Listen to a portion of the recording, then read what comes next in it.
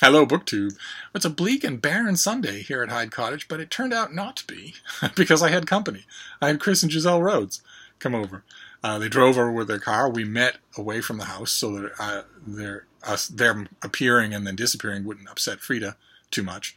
And we went to a couple of Goodwill stores, local charity shops in Boston. Not entirely local. They're only really doable two at a time if you have a car.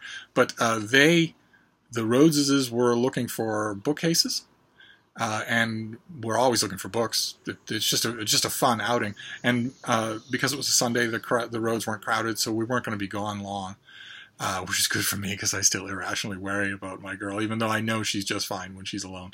And they found a really nice, solid bookcase for $20. A fraction of what its new equivalent would have cost them online. They have it right away. They don't have to wait for it. And we found a bunch of books. They did, and so did I.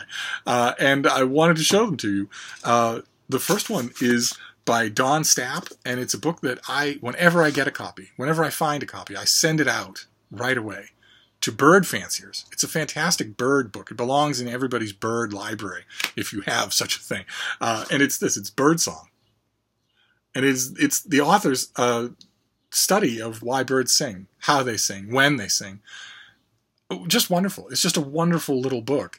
And I regularly see hardcovers of it, and I don't right now have a recipient, so I'm just holding on to it myself. It won't be long, I'm sure, before I find a recipient. But the next one is something that I've had on and off. I don't know why. Maybe I think the last time I had a copy was a trade paperback, and as I was rereading it, it just fell apart. But this is a nice, solid hardcover. I don't imagine getting rid of this. This is the Essays of E.B. White, the author of Charlotte's Web, who did his lyrical essays, his personal essays, are amazing. They're feats of just narrative genius from beginning to end. The one that I want to find it here, the one that is always anthologized is Once More to the Lake. But this has dozens of them, and it's a book to visit and revisit, and it was very cheap, and I don't have a copy, so I grabbed it. And then this next one, I remember this coming out. In fact, when was the date on this? This was fairly recently. I was amazed to find it at a Goodwill. Yeah, 2015. This was very recent. I got it when it first came out. I got an advance copy, and it didn't do anything with me. I don't think I even read it. And I had no idea where the advanced copy is. I had no idea the finished copy looked so good. This is Let Me Tell You by Shirley Jackson. It's a collection of her stories and essays and miscellaneous writing, some of her columns for ladies' magazines, in a beautiful hardcover with the deckled edges and a built-in bookmark. And I love Shirley Jackson. I don't know why this didn't ignite with me in 2015, but now I have a copy. I will just pore over it again, because I don't think I paid it any attention at all when it first came out. Maybe I was bothered. Maybe I thought it was part of a Shirley Jackson fad. I don't know, one way or another. I'm very happy to have this book, though. And the next two are big fat histories, World War II histories, paperback World War II histories of classics that I don't have. Now I do. I can put them on the World War II history shelf. First one is Miracle at Midway by Gordon Prang and a couple of co-writers. It's the author of At Dawn We Slept, a great book about Pearl Harbor. And this is about the Battle of Midway. It was really Pearl Harbor Part 2, where a different team wins. And it's engrossing military history narrative that is just bristling with detail and that has yet to be equaled as an account of its subject. So I saw it in this Penguin paperback. I grabbed it. And the next one, also a paperback. I had the hardcover, and I think I hauled the hardcover on this channel and sent it away, sent it to somebody who wanted it. But I found the paperback, and that's just fine by me. It's this. It's Blood, Tears, and Folly by Len Deighton, the thriller writer, Len Deighton, who wrote what he calls an objective look at World War II. It's actually every bit as subjective as anybody else's one-volume World War II history, but it's tremendously readable, as you'd expect from a professional novelist. He really respected his primary sources. He really respects history. So there's nothing, like a novelist day tripping in the subject here. But it's just fantastically readable. And as one-volume histories of World War II go, I think that's why I got rid of my original, because it's a question I get often. What's a really, really good one-volume history of World War II? And there are plenty of them. But this one, I think, is more inviting than most because of Len Deighton learned how to write as a novelist. So he's already solved a lot of problems that professional and especially academic historians don't even address to keep his readers reading.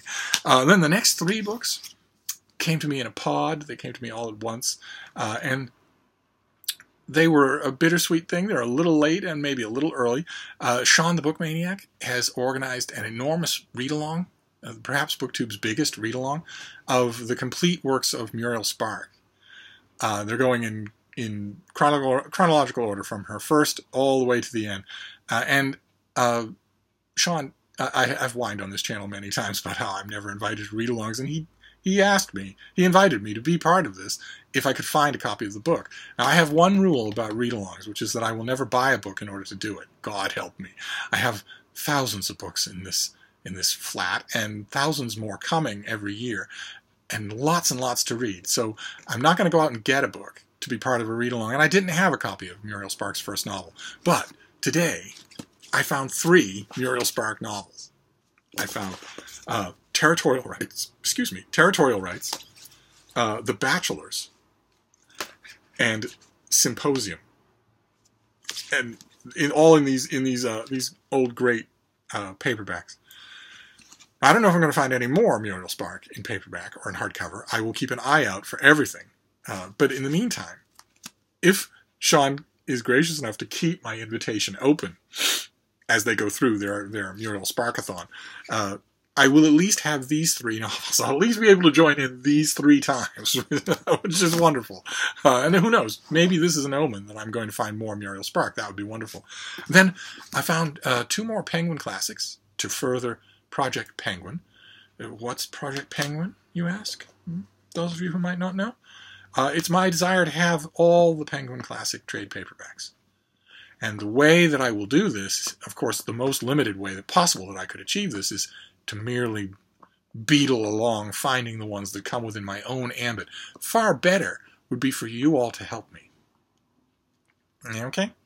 Which means you take your cellular phone, the device that you have on your person at all times, that has a high-definition camera built in, and when you're at your used bookstore and you see a bunch of Penguin Classics, take a picture of them and send it to me. And I will write back to you and either say, I've already got that, you're a loser. Or I will write back to you with squeals of joy and a very moderately stated request that you mail it to me at your earliest convenience. That is how Project Penguin will happen. That is how eventually this whole room will be entirely Penguin Classic trade paperbacks. That's the only way it'll happen, is if you help. But in the meantime, I beat along on my own. And today I found 2 Penguin Classics that I don't already have. The first one, Sketches by Boz, by Charles Dickens. His debut novel, his debut work that exploded his voice onto the literary scene. That I remember I've always kind of liked. I mean, I don't think there's anybody who doesn't like Sketches by Boz. This has the original illustrations and an introduction, and it can go with I have a few Dickens on the shelf. It can go with them. It's in perfect condition. And then the next one, you don't often see. The next one ought to be better read than Dickens, but isn't. It's Elizabeth Inchbald. It's a simple story. And there is herself on the cover. That is not our author. That is one of our authors. It's a terrible painting, but it's the woman, of course. Those of you who know your history will know who that is. She wasn't actually a goddess, but she ruled over the social world as if she were one. And this is a 18th century novel about a woman who falls in love with a priest. I've only read it once. I didn't read it in a Penguin Classic, so this will have an introduction that I have not read. And it's full-throated. It's very involving. She was a really good writer. All of her peers praised her. And I think quite a few of her fiction writing peers would have been confused that she isn't known today when they are. I don't know what the reason is, but one way or another, I remember liking it very much when I read it the first time, and reading it in a Penguin Classic will be lots of fun. So that's 2 Penguin Classics to further Project Penguin. These will go up there. All it requires to keep Project Penguin going It's a little legwork on your part. Legwork that you're already, I might point out, doing. You're already going to your used bookstores and your charity shops. All I want you to do is use your cell phone. But anyway, the last thing I found was this, On the Money. This is a collection from 1925 to 2009 of the financial and economic cartoons of the New Yorker. So you go all the way from the Great Depression to the go-go 80s and 90s. And I will take any New Yorker themed collection that I can get. I love New Yorker cartoons. But sometimes, I mean, a lot of these cartoons will be in the general collections that I have. But sometimes, in fact, a lot of times, it's a lot of fun to read a themed collection. We're just getting one thing over and over again. How I wish that I had all of these. Because New Yorker's done quite a few of these. I'd love a big volume on dogs, even a big volume on cats, big volume on books and reading and authors. Oh, I can imagine. Those would be wonderful fun. Vacations. Doctors, lawyers, that'd all be lots and lots of fun.